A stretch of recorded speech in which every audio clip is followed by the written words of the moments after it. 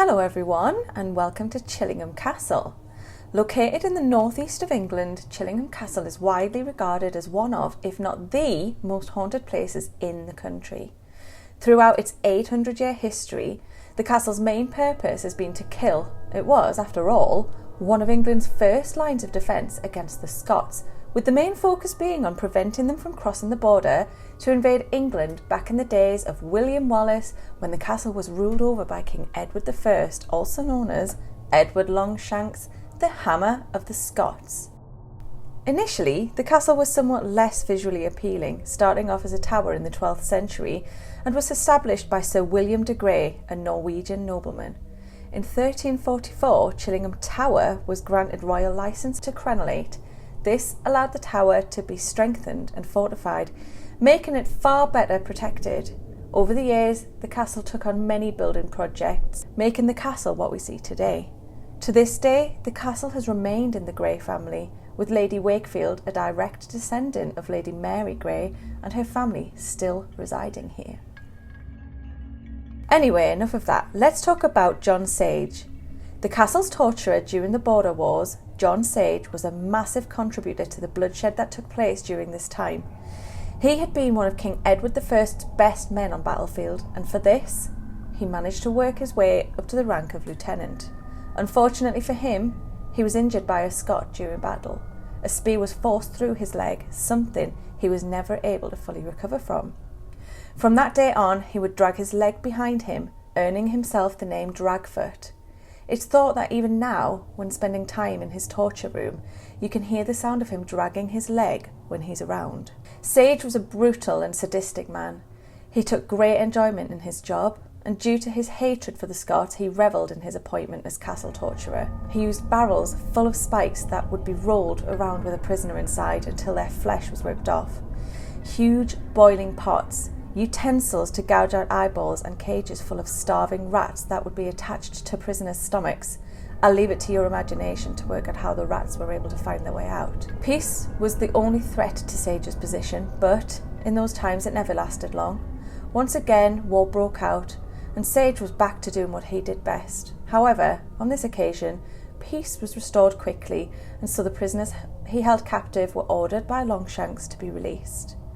This didn't go down well with Sage. He felt shortchanged and had no intention of releasing a single one of them. He decided to round up the prisoners and, starting with the small children and infants, he took them to King Edward's room, now known as the Killing Room. He then took the men and the women and the older children to the courtyard where he had lit a fire. He placed them in one by one and watched as the courtyard filled with the smell of burning flesh and the agonising screams faded to silence.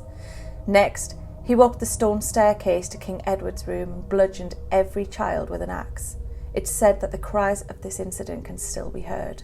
John Sage's torture rack would prove to be his undoing, though. John's girlfriend, Elizabeth Charlton, was the daughter of the leader of the Charltons, a border Reaver clan. One night, John and Elizabeth were having sex on the rack when John strangled her for heightened pleasure. He took things too far and he killed her. The Charlton clan was not to be messed with, and they wanted Sage dead. They told Longshanks that he must put Sage to death. If not, they would ally with the Scots and launch an assault on the castle. Longshanks had a problem. He was virtually penniless after fighting the Scots, and so had no choice but to call for Sage to be hung. Sage was brought to be executed in front of a huge crowd. Hanged from a tree along Devil's Walk, he remained alive for a while. The crowd started taking souvenirs as he hung there, cutting off toes, fingers, ears, and his nose. Once the ordeal was over, Dragfoot's body was dismembered and buried at a crossroads so that he could never find his way to heaven, therefore having no choice but to take the road to hell. There have been many sightings of Sage over the years down Devil's Walk and in King Edward's room. Many sightings of apparitions and unexplained shadows have been seen from the courtyard, mainly as you look up to the Great Hall, where unexplained things can be seen passing by the windows when it's known that nobody else is there.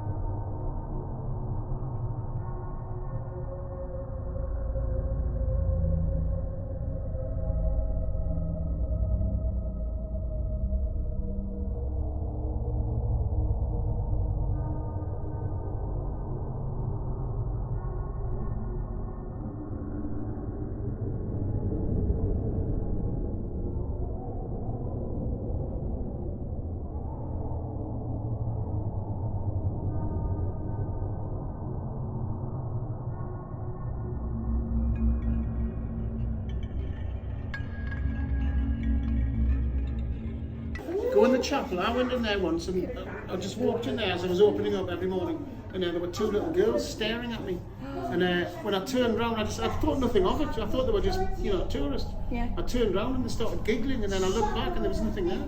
So you heard them giggling? Yeah, I heard them giggle. So it was a nice sound. It wasn't scary. It was just your age. But I can't remember now. It was 2 years ago, but I'm sure they were wearing Victorian clothes, like long sort of dresses, and they just started giggling. But it was nice.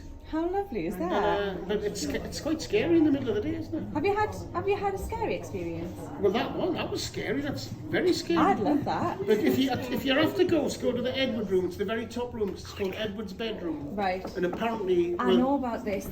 If you go in there, but wait till there's a lot of people today, so just shout and say, look, have you finished there? And just go in your family and just sit quietly and don't let anyone in for 5 minutes. Yeah. And you'll see what I mean. It's I've heard about. Isn't that where there was a lot of prisoners, children apparently, that were left killed there or something, yeah. Butchered. So there's lots of stories by John Sage, the medieval torturer. That's who I've been reading about. Meant to haunt them downstairs. Is he? It's called Dragfoot John, because he had a spear stuck in his leg. Right, he dragged his back foot, but he was a sadist.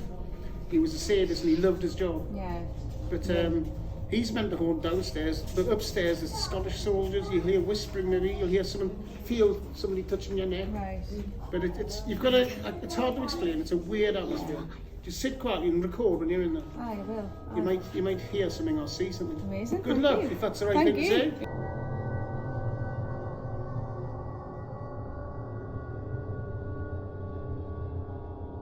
Unusual noises that can't be explained and cold spots are often experienced in this castle.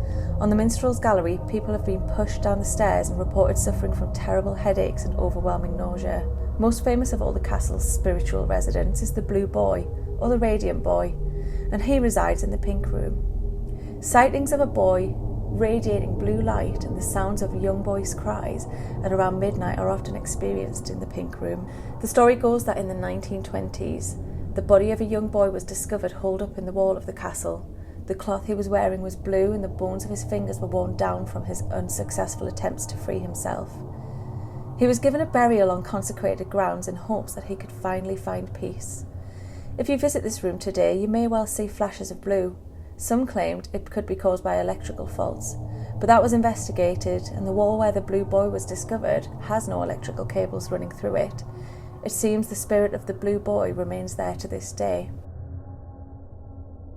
We spent some time in King Edward's room on our own, and while we were in there, we decided to use the Necrophonic app. We've screen recorded it, and we haven't listened back to it yet. We wanted to share it with you, so tell us what you hear.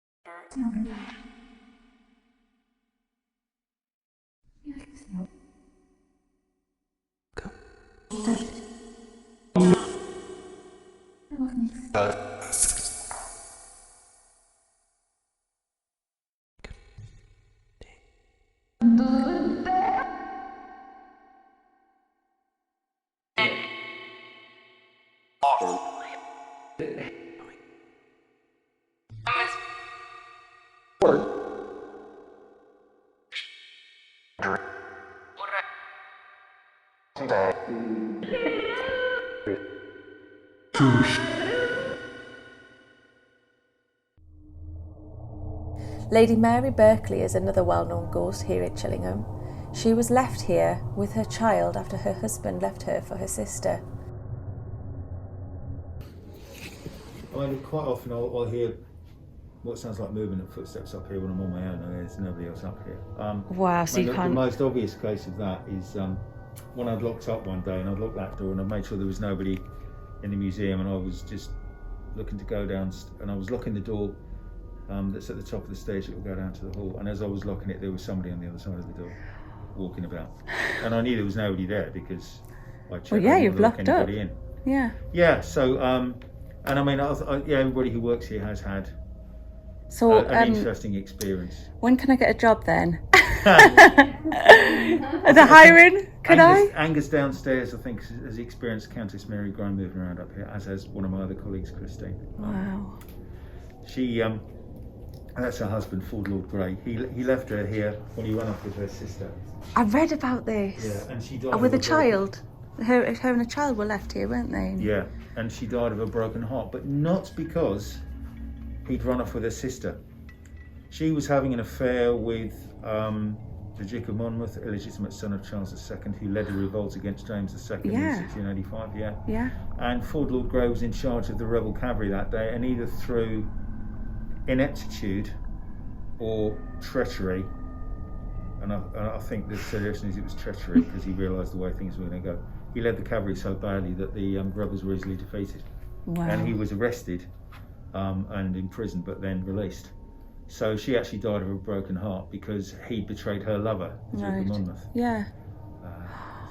Gosh. So that's why she kind of frequents around here. Hard life for the women in those days, I think. Yeah. Even the castle grounds are said to be very active. A phantom funeral procession has been sighted on several occasions. A headless gentleman has been seen wandering the gardens and is actually more often seen during daylight hours.